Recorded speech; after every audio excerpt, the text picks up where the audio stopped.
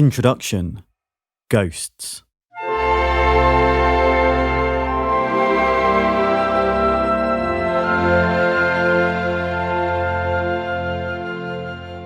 At that precise moment, over the 2,000 guests crammed under the vaults of Westminster Abbey, a thick, almost surreal silence dominates. The most solemn moment in a 1,000-year-old ceremony, the dawn of a new era, a moment that has not been seen in the UK for 70 years. Out there, along the Mall, around the barriers of Parliament Square, in the pubs and on the streets of the British capital, millions of people will be glued to giant screens, TVs or smartphones. The crowning act of an initiation ceremony, rooted in the mists of time and inspired by the Old Testament, is taking place in Westminster Abbey. Encircled in the hands of the Archbishop of Canterbury, the crown of St. Edward is descending, slow as history and inexorable as fate, on the head of King Charles III, the new sovereign of England. It is the culmination of a protocol that has remained almost unchanged since 1066, from the time of the coronation of William the Conqueror. Seated on that throne, alongside Camilla, the love of a lifetime, Charles Philip Arthur George is about to experience the moment he has awaited and feared for more than 70 years. From that day when, still a child, right in that church, alongside his grandmother and aunt, he observed the coronation of his mother, 25 years old at the time.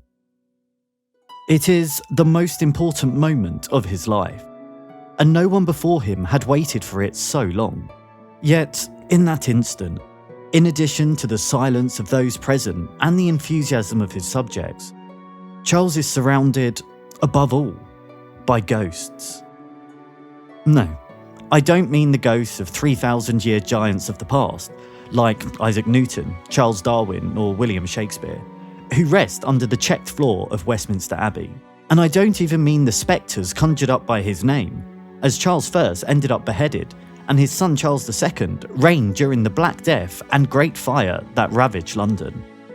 The ghosts I am referring to are those of a shattered family, a divided country, a faded kingdom, and a crumbling commonwealth. After Elizabeth's death, so iconic as to become her symbol and her signifier, the crown today appears to have been resized, not to say in decline. The glories of an empire, over which the sun never set up to 100 years ago, are a distant memory, as is the enthusiasm and warmth that greeted a young Queen Elizabeth II, a symbol of hope and rebirth in the post-war years. The small but constant episodes of protest she saw during her first public outings as sovereign, between egg-throwing and Republican slogans, were unthinkable during Her Majesty's reign. And the sovereign knew well how the attachment of the subjects to the institution was directly proportional to the respect for those who were called to represent it. Not exactly the best omens for Charles, whose reign is already marked by congenital damnation. No matter how hard he tries, he will never live up to his mother. The polls speak for themselves. Wearing the crown is no longer seen as a divine right.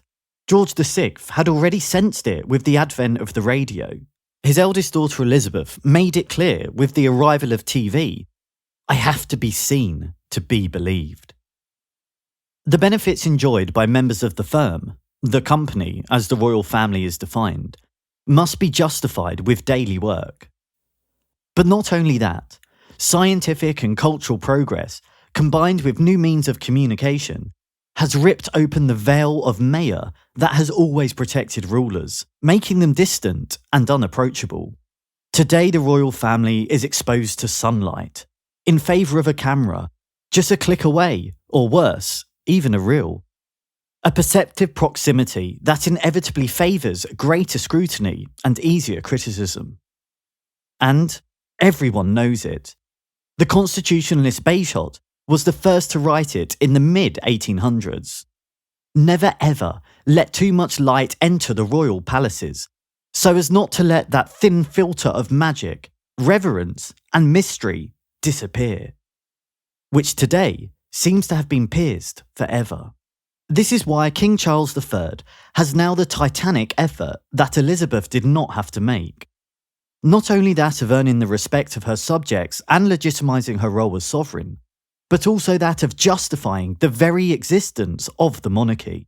The stakes are very high, and now one wonders if Charles will be able to succeed in the enterprise. Of course, looking at the assumptions, a thread of scepticism appears more than legitimate, starting with the registry question. If, for Winston Churchill, still considered as the father of the nation, the then 25-year-old Elizabeth was too young to bear the weight of the crown, the doubts about Charles, the oldest British ruler ever to ascend to the throne, concern the exact opposite. Under his grey hair, dressed in an impeccable double-breasted suit, Charles looks like a refined country gentleman, with a passion for art and a vegetable garden. A meek and elegant squire from the past, who, as if that weren't enough, came to the throne after a life of criticism, failures, and tragedies.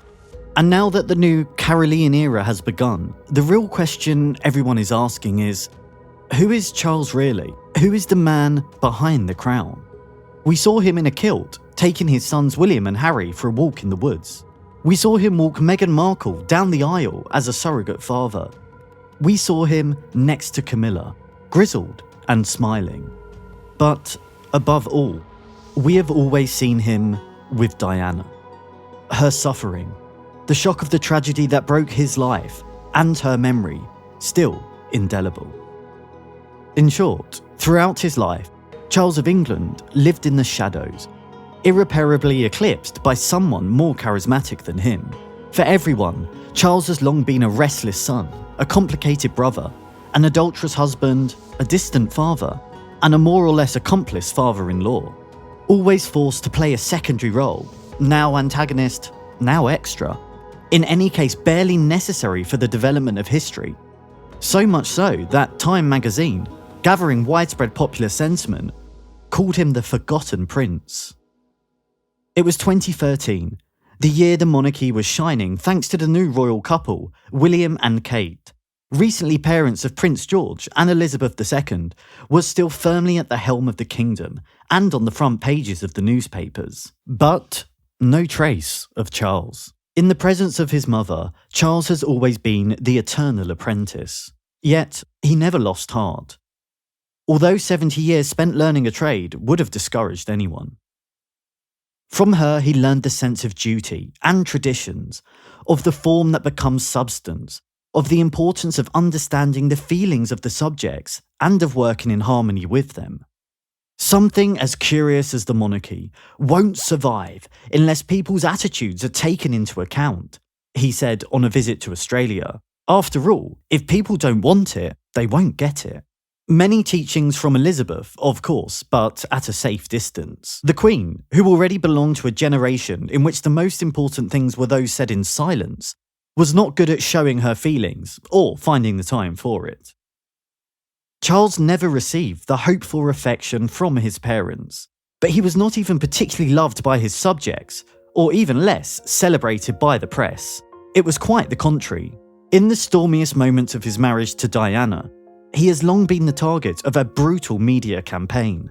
The idiot, the traitor, the man who doesn't have what it takes to be king, wrote the Fleet Street reporters. In short, to use a counterbalance, we could say that if in Shakespeare's work, Henry VI, sleepless and tormented by responsibilities, stated that the head wearing the crown lies restless, in the case of Charles, on the contrary, restlessness characterised the whole long wait from the first years of life. As a child, he was always ignored. At school, he was the butt of his peers. And as an adult, he was often portrayed as uncharismatic, awkward, and a bit of an oddball. In short, an unlikely sovereign. As it's rumoured especially abroad, where the figures of two women inevitably still hover, Diana, still young and beautiful, and Elizabeth, untouchable, irreproachable, and almost always imperturbable. Yet if we put aside the tabloids, the headlines, and the prejudices rooted in decades of easy criticism or irony, we find a man very different from the one we think we know. Indeed, Charles is a man to be discovered, Indeed, perhaps, in a country still divided by Brexit, in an increasingly polarised society, and in a world grappling with the effects of climate change, some could even argue that in these tumultuous times, Charles III is the best king the country could find. In his environmental battles, in his fight against inequalities and waste, in his inclusive vision, respectful of faiths and multiculturalism, Charles is an enlightened and often conciliatory figure. Not surprisingly, he has always defined himself as a peacemaker, able to find the common point between two opposites. Sure, maybe he won't go down in history as a new Charlemagne, but that doesn't mean he can't be a capable, virtuous king and able to instill among his subjects and in the rest of the world a sense of hope and rebirth. Charles is a deeply cultured man, witty and with a strong sense of humour. He is an aesthete and a visionary, but with earth on his hands. Defender of tradition, but with radical ideas and always ahead of his time, as we shall see. Just dig a little beneath the surface to find a character far deeper than they've always portrayed him. Like when, as a joke, he said he spoke to the plants and that the plants somehow could respond. Many branded him as a bewildered hippie. In reality, his joke revealed an intimate connection with nature that he has cultivated since he was very young. Charles has always been described as detached from reality, and yet, he is one of us.